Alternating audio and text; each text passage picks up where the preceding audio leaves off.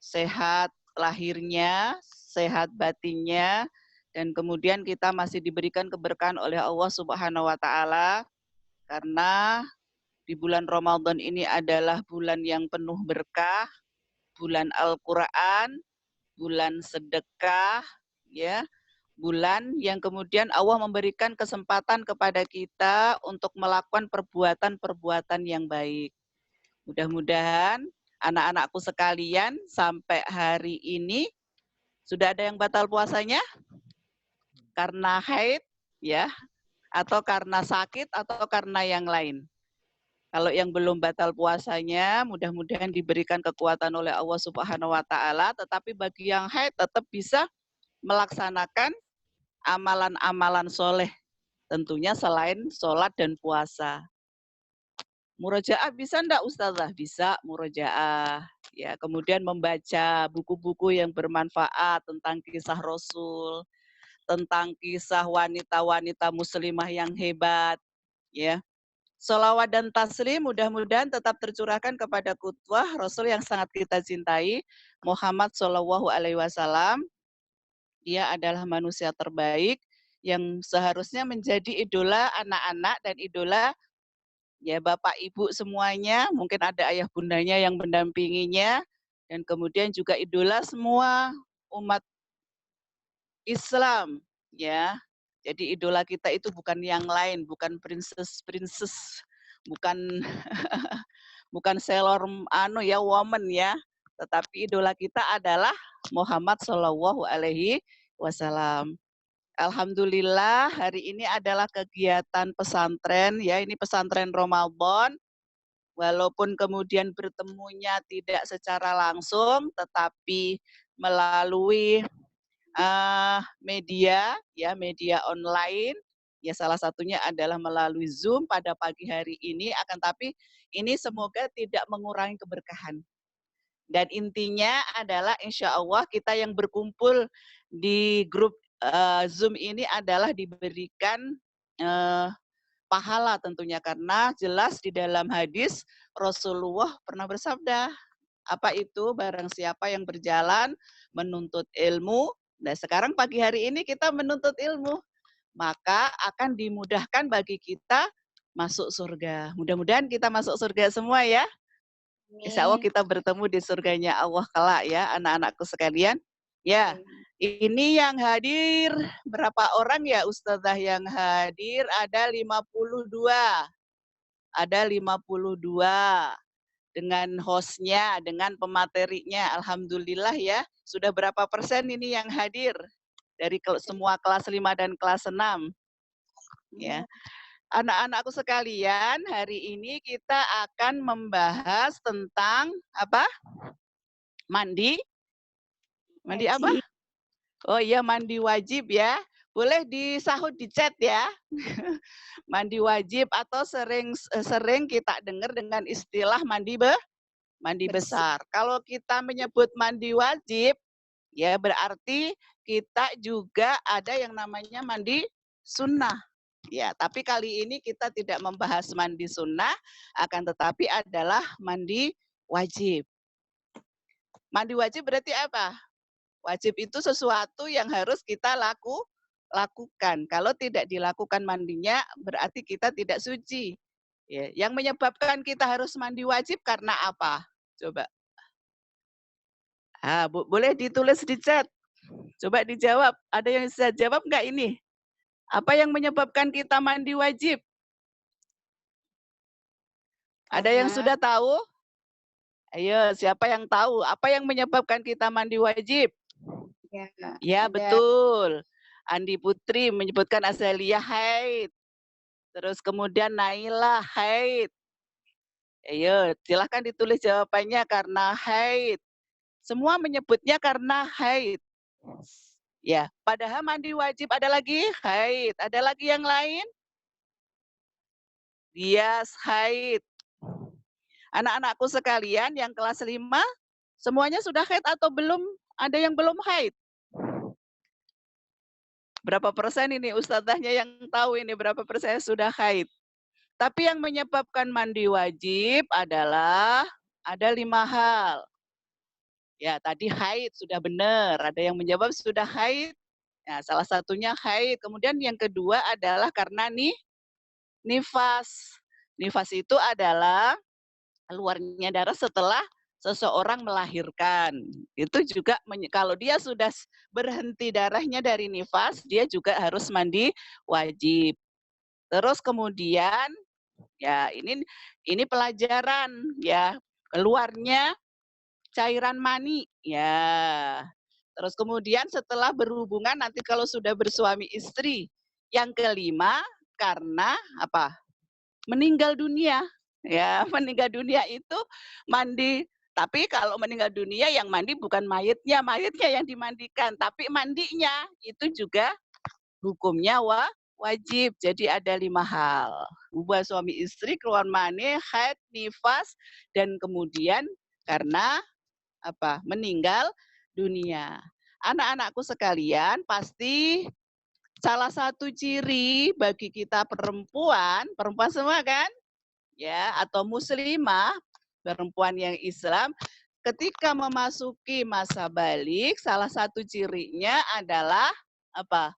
Dia sudah haid. Jadi jangan takut kalau haid dan harus disampaikan kepada ayah bundanya, ya. Kemudian disitulah kita harus tahu darah haid yang keluar itu setiap bulan itu diberikan Allah kepada perempuan saja, tidak kepada laki-laki. Dan tidak perlu ditakutkan, itu adalah sunatullah, itu siklus dan itu tetap sehat. Dan kemudian ya kita harus memberitahukan kepada orang tua kita ketika kita haid pertama. Tidak usah malu, itu tandanya kemudian kita sudah mulai balik, kita punya taklif. Taklif itu apa? Kita punya tugas dari Allah dan tanggung jawab. Kalau sebelum balik, ya, tanggung jawabnya ada, tapi ketika sudah memasuki balik, tanggung jawabnya lebih besar. Kewajiban-kewajiban harus segera dilakukan. Ya, itu anak-anakku sekalian. Jadi kalau kita sudah keluar haid, kemudian kita bersuci, kita tidak membicarakan haidnya bagaimana, darahnya bagaimana, tidak ya. Hari ini kita membicarakan mandinya saja. Seharusnya kemudian dimulai dari haid itu seperti apa gitu ya. Ya, haid itu seperti apa, keluar darah dari dari vagina kita, kemudian itu adalah ada masaknya. Ya, paling sedikit haid sehari. Paling lama haid menurut Imam Syafi'i adalah 15 hari. Kalau sudah 15 hari lewat berarti ada namanya darah istihadah atau darah penyakit. Lah sekarang bagaimana caranya mandi? Atau rukun mandi. Rukun mandi atau rukun mandi itu ada berapa? Siapa tahu? Siapa yang sudah pernah mandi? Rukun itu adalah sesuatu yang harus dilaksanakan, akan tetapi kemudian kalau tidak dilaksanakan berarti tidak sah mandinya. Rukun dari mandi besar apa? Ada yang tahu? Ayo bisa ditulis di chat. Rukun mandi besar apa? Ada yang tahu rukunnya? Rukun itu sesuatu kalau tidak dilakukan mandinya tidak sah. Halo. Halo Khairin. Apa Khairin? Ayo. Ayo. Aisyah Akila, Khairin. Menjawabnya yang pertama niat. Ya betul. Yang kedua? Betul Khairin, 100. Niat dalam hati ya, boleh.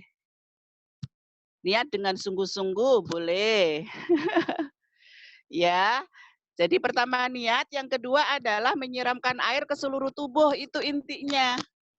Jadi rukun ini harus dilakukan kalau kita sudah niat, ya. Kemudian menyiramkan air ke seluruh tubuh dari ujung rambut sampai ujung kaki, itu sudah cukup, sudah sah. Rukunnya itu. Kalau itu tidak dilakukan, berarti tidak sah mandi besar kita. Niatnya di dalam hati. Boleh enggak niat dilafalkan? Boleh, supaya menuntun hati kita. Sehingga hati kita tidak lupa. Bagaimana kalau dilafalkan lafalnya niat? Ada yang tahu? Boleh dibuka audionya yang tahu. Dada, dada. Saya Ustazah tahu niatnya yang dilafalkan. Belum tahu ya? Ada yang tahu? Yang tahu nanti Ustazah kasih hadiah. Hadiahnya apa? Hadiahnya paket iftar. Paket buka puasa, ya. Ada yang tahu niatnya nawaitu husla? Nawaitu husla lirafil hadasil akbari fardhu lillahi ta'ala. Diulang, nawaitu husla lirafil hadasil akbari. Karena mandi besar namanya hadas besar juga, yaitu dari haid. Atau langsung lawa itu husla lirafil haidi. Ya, lirafil hadasil akbari lil haidi. Karena haid. Kita mandi wajib ya untuk menghilangkan hadas besar karena haid, karena Allah Subhanahu wa ta'ala. Bisa diucapkan, bisa juga di dalam hati kita. Jadi rukunnya hanya 2. Nah, sekarang tentunya kita punya cara. Cara ini cukup sesungguhnya niat, kemudian menyiramkan air ke seluruh tubuh dari ujung ujung kepala sampai ujung kaki. Nah, yang akan Ustazah sampaikan saat ini adalah mandi wajib, tetapi kita melakukan mustahab. Apa mustahab? Sesuatu yang disunahkan. Sehingga mandi kita berpahala lebih banyak. Karena melakukan sunnah-sunnahnya. Apa saja yang disunahkan atau yang dimustahabkan oleh Rasulullah SAW saat kita melakukan mandi besar atau mandi wajib. Apa? Yang pertama adalah niat dulu. Yang kedua adalah membasuh tangan. Apa? Membasuh tangan. Tangan kita basuh. Kemudian kita berkumur. Berkumur-kumur. Setelah itu kita wudhu. Wudhu sebagaimana wudhu ketika kita wudhu mau sholat.